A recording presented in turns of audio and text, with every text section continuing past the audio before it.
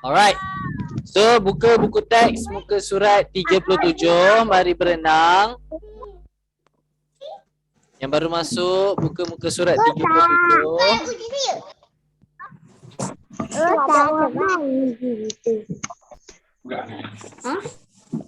Dah, okey. Kamu semua pernah tak pergi mandi di taman-taman tema air? Pernah tak? Mana-mana swimming pool ke? Kat mana? Pernah pergi sungai, swimming pool, beach pool saya pernah. Kat mana? Kat mana? Dekat situ. Jadi Dekat Janda Baik. Saya ada dekat Sinun pantai sini. Batu Tak nak. Hitam. Dekat mana? Nama tempat dia lah. Kolam. Saya mandi kolam tu dekat rumah saya je. Rumah saya pam kolam. Okey, lagi yang lain? Yang ada kolam kat rumah? Kan? Zayan pergi mana? Nak lah, ada dalam buku memori tu. Buku memori. Buku memori apa ni? Tak ingat dah kat mana. Zayan pergi mana? Taman tema air kat mana?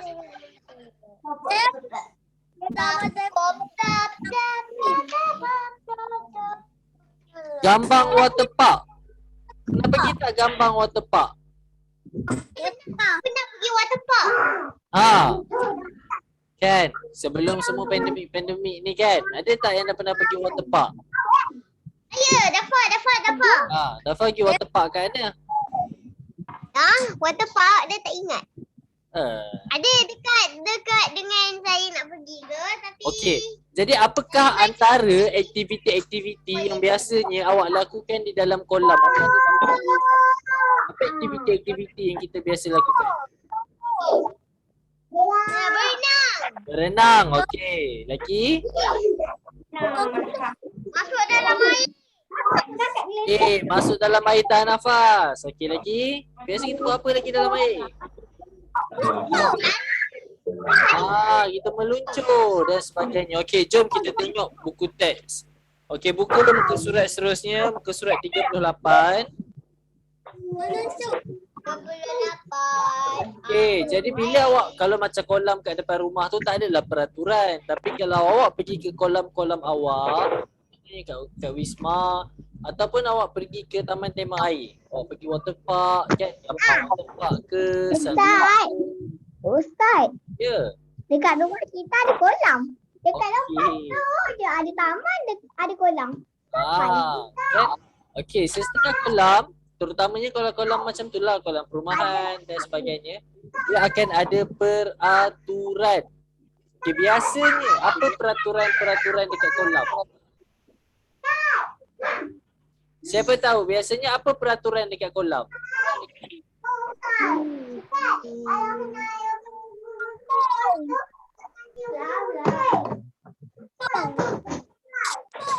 Ramainya bercakap ni. Ya Allah. Ni Ustaz tanya biasanya dekat kolam apa peraturan dia? Ada cakap ni, aku kolam. Nadia Safia, apa peraturan dekat kolam? Pakai pelampung. Suara Zayan slow lah, suara Zayan. Ustaz tak dengar. Pakai pelampung. Apa dia Sharifah Ishka? Medina? Pakai pelampung. Pakai pelampung. Okey. Betul. Bagi yang tak cukup tinggi, bawah umur, mungkin ada peraturan dia untuk pakai pelampung.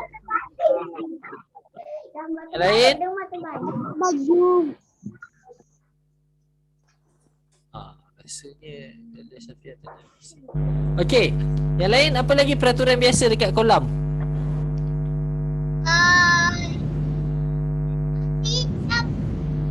Ada TV, komedi tak?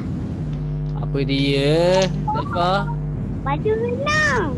Okey, betul. Ishka Medina, terima kasih. Dengar Ishka Medina jawab kena pakai baju renang. Betul. Sesetengah kolam memang mewajibkan pakai Luar renang. yes, luar renang, baju renang. Okey, kenapa? Kenapa kita kena pakai baju seluar renang tu kenapa? Sebab kalau baju renang tu Dia untuk berenang. Kalau baju-baju yang untuk yang dia tak kasih pakai itu baju untuk keluar je. Okey, betul. Ada betulnya, tapi kenapa baju tu jadi baju renang? Sebab dia tidak halang pergerakan kita. Okey. Dia tak memberatkan badan kita. Selesa kulit kita masih boleh bernafas. Pergerakan kita tidak terbatas. Walaupun di dalam air, walaupun baju tu dah basah. Dia tak mengecut dan sebagainya baju tu. Okey. Jadi peraturan seterusnya yang lain selain tu, selain kena pakai baju renang,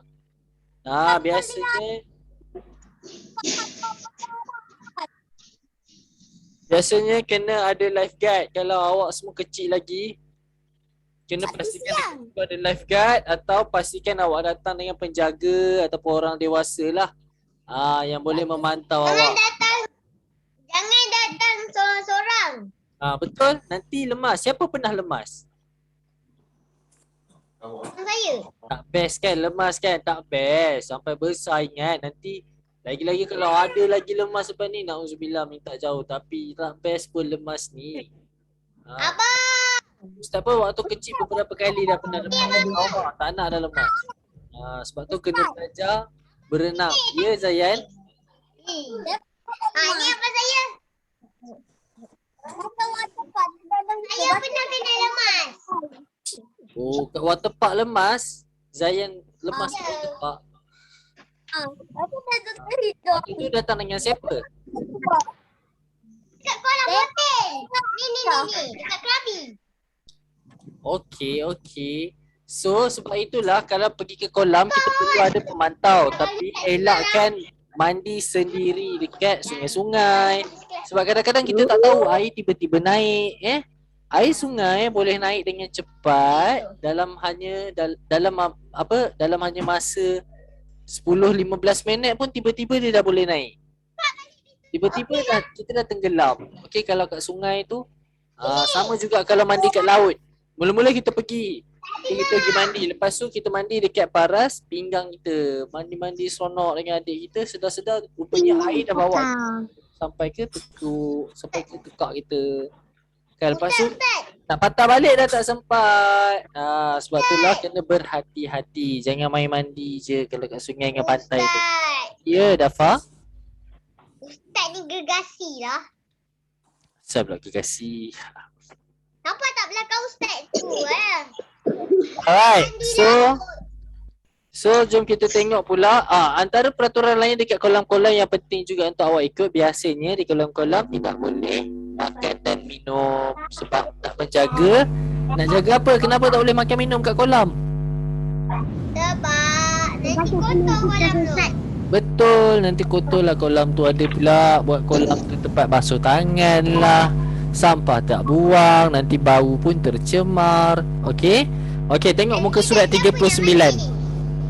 Tengok muka surat 39. Okey. Jadi bila awak mandi di kolam-kolam awam,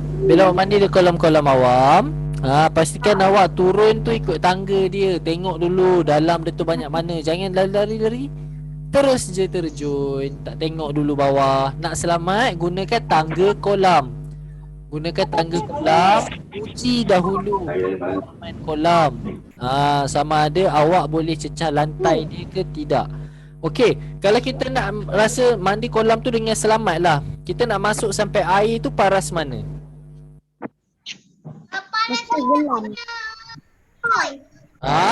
Dafa kata paras ni tak betul. Lagi paras mana? Kalau kita berdiri, Kita punya badan. betul, paras dada sahaja. Okey, kalau kita berdiri, air tu dekat paras dada kita. Itu adalah aras air yang selamat untuk berenang, nak belajar berenang, nak mandi-mandi ya. Ya Dafa, ya. Kalau mandi sungai, masa hujan dah berhenti, jangan mandi sungai dulu. Ada kepala air. Betul? Dafa cakap benda betul. Jangan mandi air hujan, jangan mandi air sungai ketika hujan, nanti ada kepala air. Kepala air tahu tak apa? Itu buat orang sampai kena pergi. Apa dia? Apa dia kepala air? Air laju. Air laju. Air laju. Air laju datang daripada mana? Tiba-tiba je ada air tu. Dari mana air tu? Betul. Daripada atas bukit. Okey. So air yang telah terkumpul daripada atas bukit, dia turun sekaligus. Perkara tu boleh jadi satu perkara yang sangat buruk kalau air dia banyak. Okey. Baru-baru ni awak ada tengok berita dekat Kedah. Ya Dafa? Ustaz, Ya Dafa? saya pernah nampak ada orang lemas kat situ.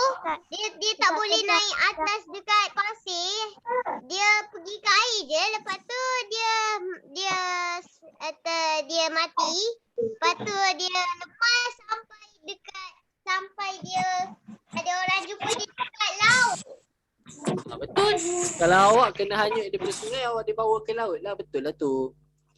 Okey, jadi kena berhati-hati dengan kepala air. Baru-baru ni dekat Kedah, Dian Kedah, kalau awak semua tengok berita, dia punca dia kepala air lah, tapi daripada gunung. So bila daripada gunung ni, Gunung Jerai ni kan, dia turun sekaligus kepala air terus sehingga menyebabkan banjir yang besar, kehilangan nyawa, kehilangan rumah, okey, kehilangan tempat tinggal. Itu salah satu bencana alam. Okey, jadi benda tu pun kita kena jaga. Kita jaga flora dan fauna kita. Okey, mengekalkan alam sekitar yang sedia ada. Okey? Alright. So antara aktiviti lainnya, dalam kolam kita boleh berjalan, kita boleh berdiri saja, kita boleh apung tiarap dan kita boleh bobbing. Lari tak boleh. Okey, jom kita belajar apa tu bobbing. Sebab dia kata kita boleh bobbing. Tengok dalam buku teks tu BOBBING.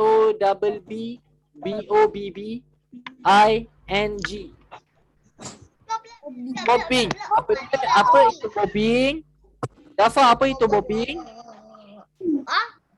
Bobbing. Ngapa bobbing? Bobbing tu dia buat guna mulut dia bunyi, lepas tu bunyi bobok. Dafa ada kat dalam buku. Berhentilah buat andaian.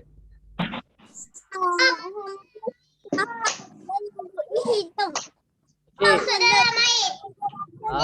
Baca dalam buku tu. Bobbing ialah, Ishka Medina ada kat dalam buku tu bobbing. Bobbing ialah lakuan tenggelam timbul di permukaan air sambil menarik nafas semasa kepala berada di permukaan air dan menghembus nafas melalui hidung atau mulut semasa berada di dalam air. Okey, jadi kita tarik nafas dekat atas. Lepas tu kita masukkan kepala kita dalam air, kita bukan tahan nafas, kita lepaskan nafas perlahan-lahan. Berhidung dengan mulut. Kita hembus nafas kita, kita hembus sampai nafas sudah habis. Baru kita naik nafas balik. Lepas tu kita tarik nafas balik. Lepas tu kita masuk dalam balik. Kita hembus slow-slow benda tu. Sampai kita punya udara dah habis. Naik atas balik, lepas turun bawah balik. Itu latihan bobbing supaya kita tak panik, supaya paru-paru kita terlatih, pernafasan kita lebih teratur. Ya Dafa? Saya pernah mandi kolam, lepas tu ni kan kolam saya, lepas tu saya buat sini Lama saya buat. Belum lagi.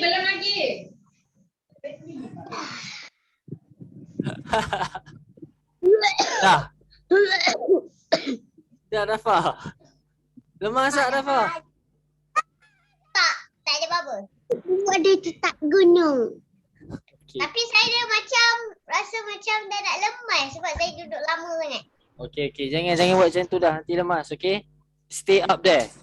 Kekal di atas ni dengan Ustaz. Okay, seterusnya tengok dekat bawah tu muka surat 39 tu kita ada juga gerakan luncur lancar. Tengok dalam konteks tu. Luncur lancar. Siapa pernah buat luncur lancar ni? Macam mana? Kita berdiri je dalam kolam tu. Lepas tu kita meluncur je ke depan. Lepas tu kita berdiri semula. Pernah buat tak benda ni? Pernah buat tak luncur lancar ni dalam kolam sewaktu awak mandi kolam? Nah, Tak pernah. Dia macam tak berenang pun. Dia macam nak berenang. nah. Okay, lompat ke depan, zoom. Lepas tu berdiri balik. Lompat ke depan, meluncur. Lepas tu berdiri balik. Lompat ke depan, meluncur. Lepas tu berdiri balik. So, ni adalah Saya dua pernah buat, saya pernah buat. Saya Ah, buat kan? sini. Ni kan naik, lepas tu saya buat sini. Luncur lancar nama dia. Okey, jadi ini adalah dua latihan Ni kan Ustaz. yang awak boleh Air tu di tepi-tepi tu. yang awak boleh berlatih untuk awak bagi awak boleh berenang. Kan? Kan ramai yang tak reti berenang kan, dalam ni kan tak reti berenang. Jadi latihan Saya tak untuk berhenti. berenang bila awak pergi ke kolam, awak nak berlatih berenang. Ni ada dua benda yang awak boleh fokus untuk berlatih. Ya? Oh, pernah berenang. Ya, ajar Ryan. Bagus. Berenang adalah satu benda yang bagus. Awak patut tahu macam mana. Tapi saya rasa takut. Sebab tidak boleh berenang mampu meragut nyawa. Jadi kebolehan berenang mampu menyelamatkan nyawa. Itu satu benda yang kita kena ambil serius. Dia adalah satu skill yang mampu menyelamatkan nyawa. Jadi secara logiknya awak kena belajar skill. Ya. Jadi dia tak ada awak tak boleh cakap tak naklah belajar berenang, tak minatlah belajar berenang. Tak, somewhere nanti bila awak dah besar, awak ada je peluang untuk pergi kolam untuk belajar berenang. Ada peluang pergi sungai, mandi sungai kan. Ada peluang untuk belajar berenang, ada kawan yang pandai berenang, ada abang yang pandai berenang, ayah yang pandai berenang kan. Minta dia orang ajar. Okay, faham? Lelaki ke perempuan ke sama? Tak boleh. Tak boleh tak nak belajar berenang. Tahu lelaki ke perempuan ke kena tahu. Sebab dia adalah satu skill yang boleh menyelamatkan nyawa. Tak tahu berenang boleh menyebabkan awak meninggal, lemas. Jadi dia sangatlah penting. Mandi sungai kenapa meninggal, lemas. Kan? Tak pernah belajar macam mana cara nak berenang. Jadi penting. Penting sangat. Tahu untuk diri sendiri cukup. Tahu boleh berenang sikit-sikit pun okey lah. Paling kurang ada talian hayat tu. Masih boleh kalau setakat kat tepi-tepi sungai boleh lagi berenang sikit cukup. Kan? Bukan nak suruh jadi perenang ulang alik kolam tu, tak. Boleh berenang sikit cukup. Wajib. Semua orang wajib. Okay? Alright. Jadi hari ni buka buku tulis. Sekejap lagi. Okay, dalam buku tulis tu,